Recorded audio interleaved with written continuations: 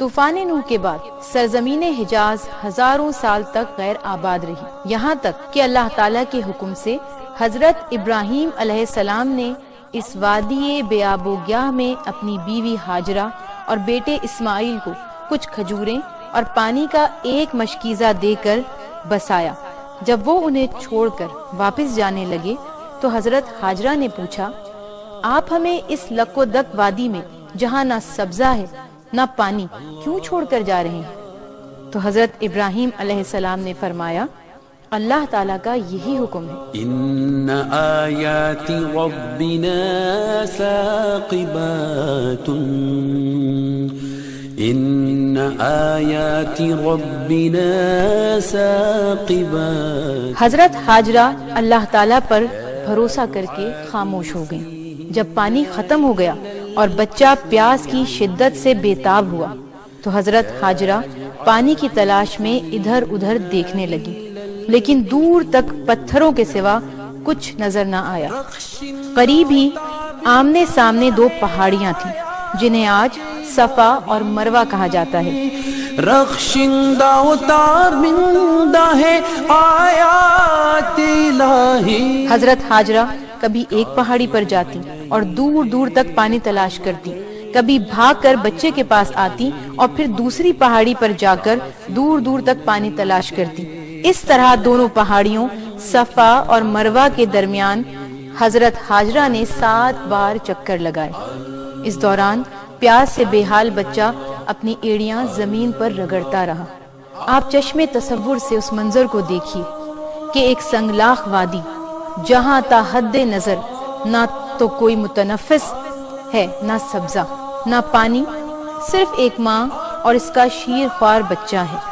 پانی کی ایک بوند پاس نہیں ہے، دونوں شدت پیاس سے بےتاب اور بے قرار ہیں۔ اس وقت حضرت ہاجرہ کا کیا عالم ہوگا، لیکن ایسے عالم میں بھی ان کی زبان پر حرف شکایت نہیں ہے اور ان کا ایمان ہے کہ اللہ ان کو ضائع نہیں کرے گا۔ خلق اللیل والنہار فکل مستبین حما به مقدور۔ اصل میں یہ ان کے صبر و ضبط کا امتحان تھا اور وہ اس امتحان میں ثابت قدم رہی۔ 7ویں چکر پر جب وہ بچے کے پاس پہنچی تو یہ دیکھ کر سخت حیران ہوئی کہ بچے کی ایڑیوں کے پاس قدرت الہی سے پانی ابل رہا ہے۔ روایت ہے کہ اللہ تعالیٰ نے حضرت جبرائیل علیہ السلام کو بھیجا، انہوں نے زمین پر اپنا پر مارا تو زمین سے پانی کا چشمہ ابل پڑا۔ کبھی آڑ مقدر کی برائی آئی۔ پانی دیکھ کر حضرت ہاجرہ نے اللہ کی جناب میں شکر کا سجدہ کیا اور بچے کو پانی پلایا، خود بھی شکم سیر ہوئے۔ پانی تھا کہ تیزی سے نکلا ہی جا رہا تھا۔ حضرت ہاجرہ نے کہا زمزم، اور اس کے گرد پتھروں کی باڑ باندھ رہی تھی۔ اسی دن سے اس کا نام زمزم ہو گیا، یعنی باندھا گیا۔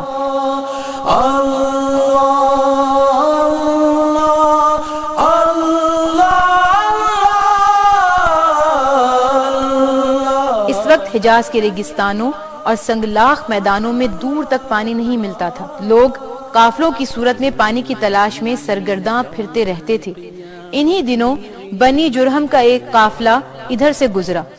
اس نے جو یہاں پانی دیکھا اور اس لک و دک اور ویران وادی میں ایک عورت اور ایک بچے کی طرف نظر کی تو انہیں سخت تعجب ہوا، کیونکہ ہزاروں سال سے یہ وادی بے آب و گیاہ تھی۔ اللہ کو منظور ہے بس دین حنیفی، اللہ کو۔ حضرت ہاجرہ سے اجازت لے کر اس قافلے نے وہیں پڑاؤ ڈال دیا اور بود و باش اختیار کر لی۔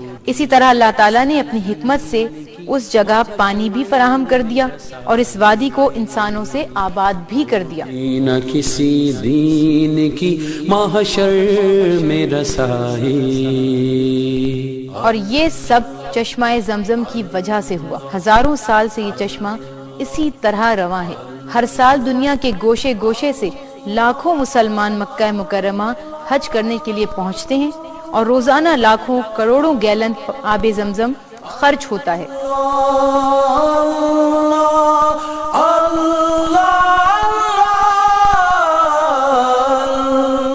حیران ہے کہ آخر یہ پانی کہاں سے آ رہا ہے، اس کے سوتے کہاں ہیں۔ دنیا کا کوئی بھی پانی چند دنوں اگر ایک جگہ ٹھہرا رہے یا کسی برتن میں رکھ لیا جائے تو خراب ہو جاتا ہے، لیکن آب زمزم کا یہ اعجاز ہے کہ کبھی خراب نہیں ہوتا، جسمانی اور روحانی بیماریوں کے لیے شفا ہے۔